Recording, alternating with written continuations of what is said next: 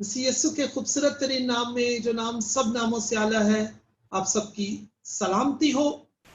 आज एक नहायत ही खूबसूरत मजमून के साथ आपकी खिदमत में हाजिर हुआ हूं।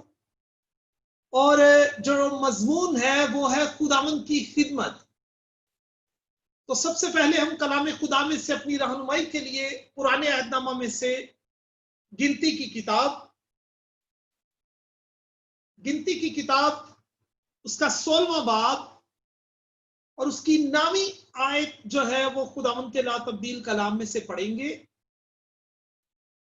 गिनती की किताब 16वां बाब उसकी 9वीं आयत। जिनके पास कलाम खुदा है वो मेरे साथ मिलकर निकाले, वरना गौर से सुने कलाम खुदा में क्या लिखा है। क्या ये तुमको छोटी बात दिखाई देती है कि इस्राएल के खुदा ने तुमको बनी इस्राएल की जमात में से चुनकर अलग किया ताकि तुमको वो अपनी कुर्बत बख्शे और तुम खुदावंद के मस्कन के खिदमत करो और जमायत के आगे खड़े होकर उसकी भी खिदमत बजा लाओ। खुदावंद के पाक और मुकद्दस कलाम का पढ़ा, सुना, समझा और कबूल किया जाना हम सबके लिए बाइस बरकत हो। खुदावंद का शुक्र हो। यहां पर इस आयत में बुजुर्ग मूसा जो है वो लोगों से हम कलाम है, कौम बनी इस्राएल से हम कलाम है, मुख्तलिफ कबाइल से हम कलाम है और उनको नसीहत के तौर पर ये बात बता रहे हैं कि क्या ये तुम्हारे नजदीक कोई छोटी बात है कि खुदावंद इस्राएल के खुदा ने तुमको बनी इस्राएल की तमाम जमायत से चुनकर अलग कर लिया। और जानते हैं किस लिए चुना? ताकि तुमको अपनी कुर्बत बख्शे और खुदावंद के मस्कन में और जमायत के आगे खड़े होकर आप उसकी खिदमत बचा लाओ। यकीनन खुदावंद की खिदमत करना ये एक बहुत ही आला मर्तबा है, एक बहुत ही अजीम बात है, एक बहुत ही फख्र की बात है, ये एक बहुत ही एजाज की बात है उस शख्स के लिए जिसे खुदावंद अपनी खिदमत के लिए चुनता है। इस आयत को अगर आपने समझना है तो मैं जिस्मानी तौर पर चंद एक मिसालें पेश करूंगा ताकि आप बेहतर तौर से समझ सके कि इस आयत का मतलब क्या है। कि जब मुकद्दस बुजुर्ग मूसा ये कहते हैं कि क्या तुम्हारे नजदीक ये छोटी बात है कि तुम खुदावंद के घर में खिदमत करो, तो इसका मतलब यह है कि नहीं। चले हम एग्जाम्पल से सीखते हैं। मिसाल के तौर पर मुझे या आप में से किसी शख्स को स्पेन के बादशाह के घर में नौकरी मिल जाए, खिदमत का काम करने का मौका मिले, तो जस्ट इमेजिन कि आपकी खुशी की कोई इंतहा नहीं रहेगी। आप हर आने जाने वाले को बताएंगे कि मुझे बादशाह के घर में जो है वो खिदमत का मौका मिला है, मेरी ड्यूटी वहां पर लगी है। आपके अजीजो कारब, आपके बहन भाई आपके ऊपर नाज करेंगे, आपके दोस्त आप पर फख्र करेंगे कि आप बादशाह के महल में खिदमत करते हैं। ये छोटी बात नहीं है, ये बहुत बड़ी बात है। लेकिन यहां पर इस आयत में जिस खिदमत का जिक्र हो रहा है वो बादशाहों का बादशाह और खुदावंदों का खुदावंद है जिसकी खिदमत के लिए यहां पर बात हो रही है। आप देखें, अगर आप में से या मुझे किसी की मीटिंग जो है वो गवर्नर के साथ तय हो जाए, इस तरह के एक्सपीरियंस पहले भी हो चुके हैं। मीटिंग का टाइम अगर 7 बजे का होगा तो हम 5 बजे तैयार होकर बैठे होंगे, 2 पीस लगाकर, टाई पहनकर, अच्छा परफ्यूम लगाकर 2 घंटे पहले तैयार होकर बैठे होंगे। और जिस जगह पर मीटिंग होगी वहां पर भी 1 घंटा हम सबसे पहले चले जाएंगे। कहीं गवर्नर को या उस शख्स को जो इतने बड़े ओहदे पर फायज है मेरा इंतजार ना करना पड़े, बल्कि मैं वक्त से पहले वहां पर पहुंचूं। और आपने देखा है यहां पर खुदावंदों के खुदा और बादशाहों के बादशाह की खिदमत की बात हो रही है, जो कि इस दुनिया के तमाम तर ओहदों से बालातर है, बुलंद है, हशमत के लायक है, बुजुर्गी के लायक है, और किस कदर शान शौकत के लायक है। जब खुदावंद ने आपको और मुझे चुना अपनी खिदमत के लिए कि हम उसके हजूर प्रस्तिश करें, तो क्या ये कोई छोटी बात है? हरगिज भी नहीं। क्योंकि आप प्रस्तिश किसकी कर रहे हैं? खुदावंदों के खुदावंद की, जो आसमान बल्कि आसमानों में भी नहीं समा सकता। आप हमद किसकी कर रहे हैं? उसकी जो आसमान और जमीन का खालिक और मालिक है। और मैं आपको थोड़ा सा सियाको सबाक के तौर पर यह बात बताना चाहता हूं, और ये आप में से बहुत सारे लोगों के लिए नहीं होगी। पहला तवारीख 23वें बाब की 5वीं आयत अगर आप पढ़ें तो उसमें एक हैरत अंगेज स्टेटमेंट लिखा हुआ है खुदावंद की खिदमत के बारे में। वहां पर लिखा है कि मुकद्दस हैकल के 4000 दरबान थे। कितने? 4000 दरबान मुकद्दस हैकल के थे, और 4000 साजों के साथ म्यूजिशियंस जो हैं वो खुदावंद की हमदो सताइश करते थे, खुदावंद की तारीफ करते थे। उन 4000 साजों को जो बुजुर्ग दाऊद ने खुदावंद की मदासराई के लिए बनाए थे, उनसे खुदावंद की मदासराई करते थे। आज मुझसे एक नौजवान ने यह सवाल किया, सर इसके बारे में बताएं। आज इतना मॉडर्न दौर है और जितना भी कैलकुलेट किया जाए 550 म्यूजिक के इंस्ट्रूमेंट्स हैं जो टोटल है पूरी दुनिया में 550। तो उस वक्त हैकल के अंदर 4000 साज थे। वो कौन से साज होंगे हम नहीं जानते। बाइबल खामोश है इसके बारे में, लेकिन बाइबल में लिखा है। तो मेरा और आपका ये ईमान है कि इसी तरह से हुआ होगा। किस कदर खुदावंद के पाक और मुकद्दस कलाम में खुदावंद का रोहब, उसका दबदबा, उसकी बुजुर्गी, उसकी हशमत का बयान है। पुराने अहद में आज आपको एक कीमती बात बताने लगा हूं, याद रखिएगा हमेशा।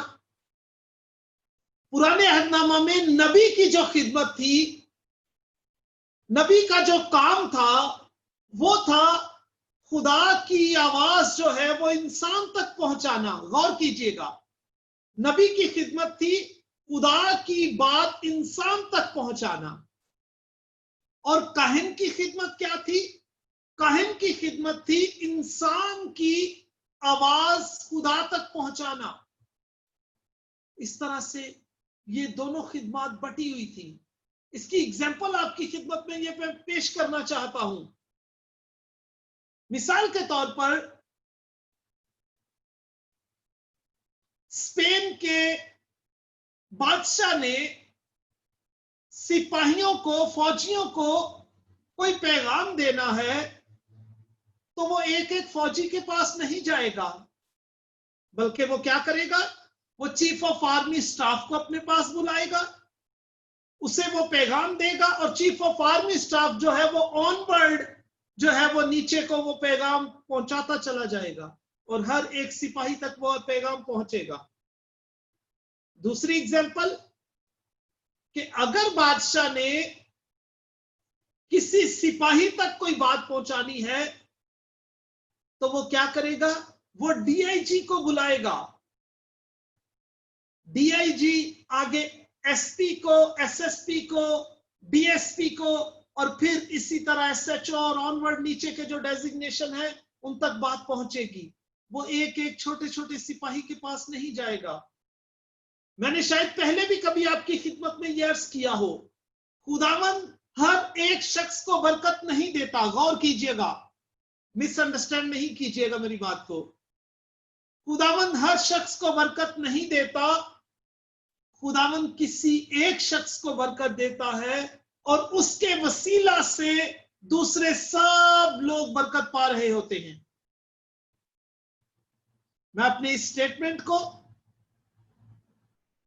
खुदावन के पाक और मुकद्दस कलाम से साबित करने की कोशिश करूंगा। आप जानते हैं, पहाड़ के ऊपर 10 अहकाम लेने के लिए कौन गए? बुजुर्ग मूसा। बुजुर्ग हारून क्यों नहीं गए? वो भी काहिन थे। नहीं, खुदावन ने बुजुर्ग मूसा को चुना, अपने पास पहाड़ के ऊपर बुलाया, 10 अहकाम दिए और फिर वो बुजुर्ग मूसा ने आकर तमाम तर कौम तक पहुंचाए, जिसके बायस बुजुर्ग हारून और उसकी बहन मरियम जो है वो नाराज हो गई बुजुर्ग मूसा के साथ कि क्या बुजुर्ग मूसा ही सिर्फ नबी है, क्या हम नबी नहीं हैं? क्या खुदा हमसे बात नहीं करता? तो खुदावन को ये बात भी बुरी लगी। तो मुख्तसरन हम इस बात को आगे बढ़ाते हुए आपकी खिदमत में अर्ज करना चाहता हूं कि बुजुर्ग दाऊद जो हैं, जो वक्त के बादशाह थे, नबी थे, परस्तार थे, गडरिये थे, चरवाहे थे, म्यूजिशियन थे और बेशुमार खिदमतें उनके पास थी। उनका क्या कहना है? ज़बूर 84 की 10वीं आयत को जब आप पढ़ते हैं तो वहां पर एक बहुत ही खूबसूरत स्टेटमेंट जो है वो ज़बूर नवीस अपने बारे में देते हैं। और क्या कहते हैं? क्योंकि तेरी बारगाहों में एक दिन जो है वो 1000 से बेहतर है। हमारी बहन सामिया जो है वो अक्सर इस आयत का इस्तेमाल अपनी दुआ में करती है। वो कहते हैं कि ऐ खुदावन, तेरी बारगाह में जो एक दिन हम गुजारते हैं वो तुझसे दूर जो 1000 दिन गुजारे हैं उसके बराबर है वो। और फिर बुजुर्ग दाऊद अपने बारे में क्या कहते हैं?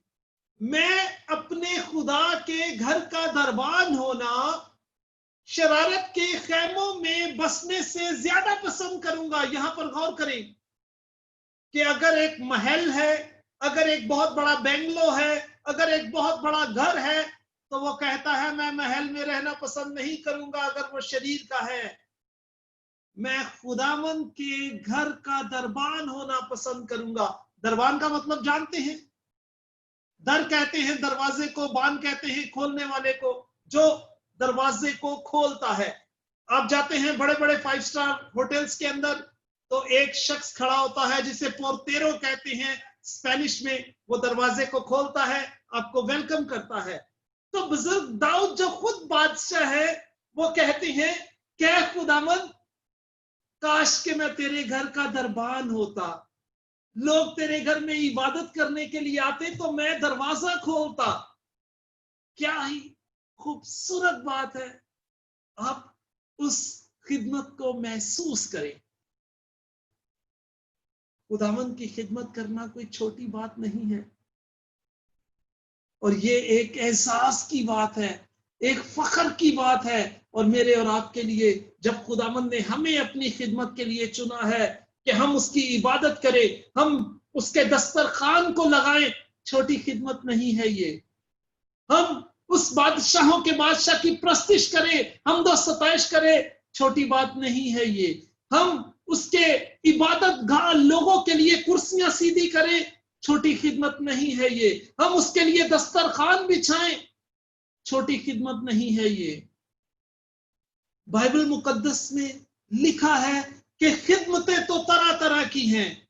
चंद एक का जिक्र आपकी खिदमत में करना चाहता हूं, जिन डेजिग्नेशन का बाइबल के अंदर जिक्र पाया जाता है। बिशप है, पास्टर है, एल्डर है, डीकन है, मददगार है, इंतजामिया है, उस्ताद है, मुअल्लम है, नासे है, रसूल है, नबी है। ये वो तमाम तर डेजिग्नेशंस जो हैं वो आज की कलीसिया में पाए जाते हैं। ये वो तमाम तर खिदमत है जो खुदावंद मुख्तलिफ लोगों को मुख्तलिफ खिदमत देता है। इसी तरह नेमतें भी तरह तरह की हैं। नेमतें क्या हैं? किसी को अलमियत का कलाम, किसी को हिकमत का कलाम, किसी को शिफा की नेमत, किसी को मौजज़ात की कुदरत, किसी को ईमान, किसी को नबूवत, किसी को गैर जुबान, किसी को जुबानों का तर्जुमा। ये सब नेमतें हैं रूहुल कुद्स की। मैं और आप देखें कि मैं खुदावंद के घर में जब खिदमत करता हूं तो मेरा क्या मुकाम है। आप जानते हैं बाइबल मुकद्दस में, अंजील मुकद्दस में खुदावंद यीशु मसीह ने एक मिसाल सुनाई कि एक शख्स जो है वो परदेश जाने लगा। परदेश जाने से पहले उसने अपने नौकरों को बुलाया। एक नौकर को 5 तोड़े, एक नौकर को 2 तोड़े, एक नौकर को 1 तोड़ा दिया और परदेश चला गया। गौर करें इस बात के ऊपर कि एक को 5 क्यों दिए? क्या वो रिश्तेदार था उसका? एक को 2 तोड़े क्यों दिए? क्या वो उसे पसंद नहीं था? और एक को 1 क्यों दिया? उस आयत पर अगर आप गौर करें तो वहां पर लिखा है हर एक को उसकी लियाकत के मुताबिक दिया।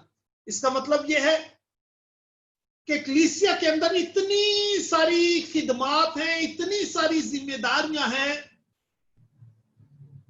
एक ही शख्स सारी खिदमत तो नहीं कर सकता, एक ही शख्स सारी जिम्मेदारियां तो पूरी नहीं कर सकता।